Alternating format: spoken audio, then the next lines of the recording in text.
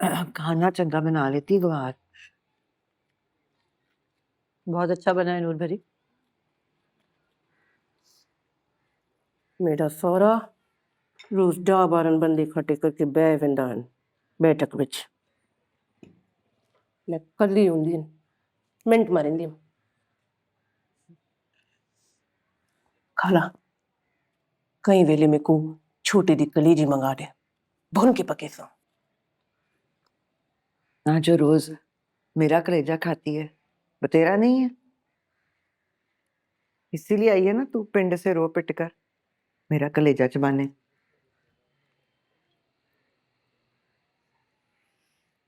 मैं तो आई हूं, मेरे को केड़ा पता है मेरे को तलाका।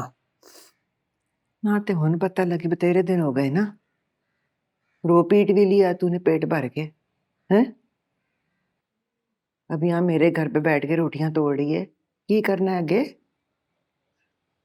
ना तेरी जैसियों का ना यही हाल होना होता है। अब पहले खावंद मर गया सबके डसने से, ते रो के बह गई, फिर ससुराल वालों की रोटियां बनाने बह गई, फिर ससुराल वालों ने दूजा निकाह करा दिया, ते सर नीवा करके बह गई। निकाह के बाद खावंद भाग गया, इतने साल रह बरा, अब आ गई है बह के दोपहर की गड्डी में।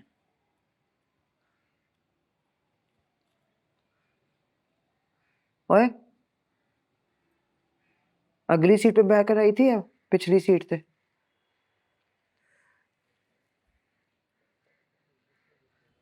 पिछली सीट फिर आ गई है ना, आके तो मेरी बेटी के सिर पे तमाशा लगा के उसका भी दिमाग घुमा दिया। अब सारा कुछ कर करा लिया है, आगे की करना है?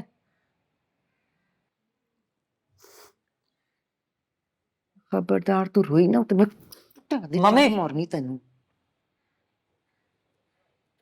दस की करना है?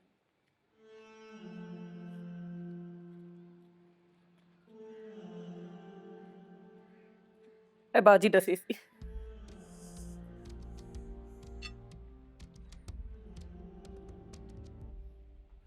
मैं ओ क्यों दसेगी हैं? जुबैर की बीवी है, अपने खाबंद का साथ देगी या तेरा?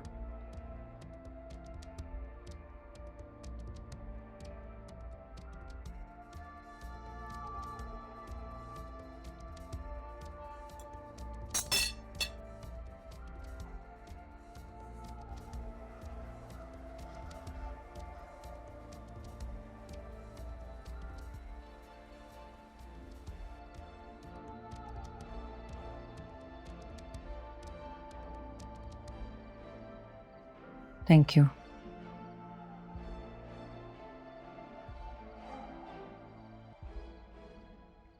Do you need any help? कहा तो तुमने हमारा स्टांस वीक है, पाकिज़ा एफआईआर नहीं कटवा रही जिसकी वजह से मेरी क्रेडिबिलिटी कमजोर पड़ती है। तुम ठीक ही कह रहे हो, तुम I agree with everything. I know तुमने अपना बहुत टाइम इन्वेस्ट किया है इस केस के अंदर एंड इवन इमोशनली भी तो बहुत इन्वेस्टेड हो। अगर तुम किसी तरीके से पाकीज़ा को कन्विंस कर लो तो इस पूरे केस की प्रोफाइल इंस्टेंटली चेंज हो जाएगी, फौरन ये केस स्पॉटलाइट में आएगा। और किसी भी करियर में एक आधा ही हाई प्रोफाइल केस चाहिए होता है। High profile case, spotlight, career आसमानों पे, बस उसके लिए ज़रूरी है कि औरतों के खिलाफ जुर्म होते रहे, नाइंसाफ़ी होती रहे।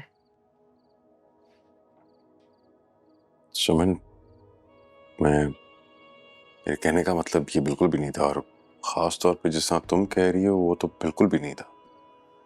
मैं तुम्हारे लिए सोच रहा हूँ यहाँ पर, तुम एक प्रोफेशनल बात को कहाँ से कहाँ लेकर जा रही हो। मैं तो बस इतना मशवरा दे रहा हूँ कि तुम मम्मी से बात करो। मैंने कहा था मम्मी से कि पाकीज़ा को समझाएं कि एफआईआर कटवा, कि जुल्म होता देख खामोश नहीं रहना चाहिए। मम्मी ने कहा तू तो रह नहीं दे सुमन, तू खुद खामोश है।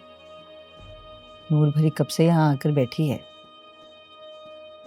जा लाकर खड़ा कर अपने बैरिस्टर शोहर को कोर्ट के कटघरे में, जिसके बाप ने नूर भरी के साथ इतना बड़ा फ्रॉड किया, जुल्म किया, उसकी सारी जायदाद खा गया।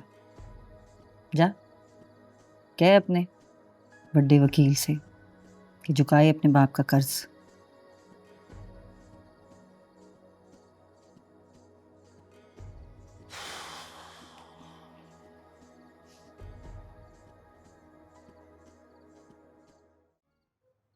वल तू ऐसी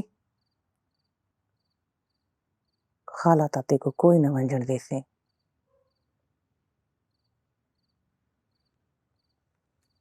ठीक अखेंदा पे है तेरा घर आला।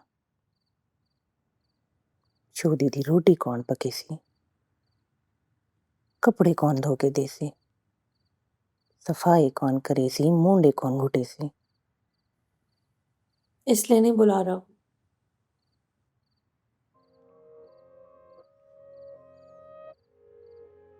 ते वल क्यों सनेंदा पे है।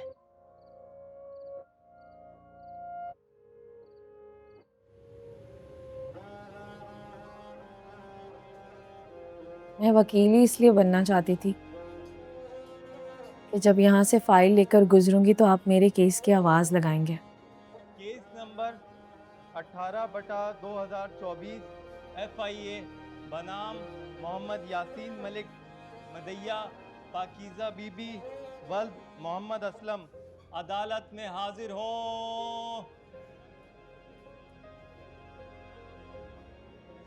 जब वकीलों में आप मेरा नाम पुकारेंगे तो कितने खुश, कितने प्राउड होंगे।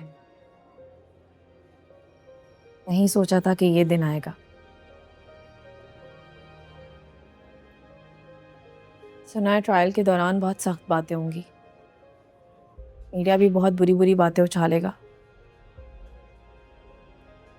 सबके लिए आप सबसे सॉरी अब्बू जी।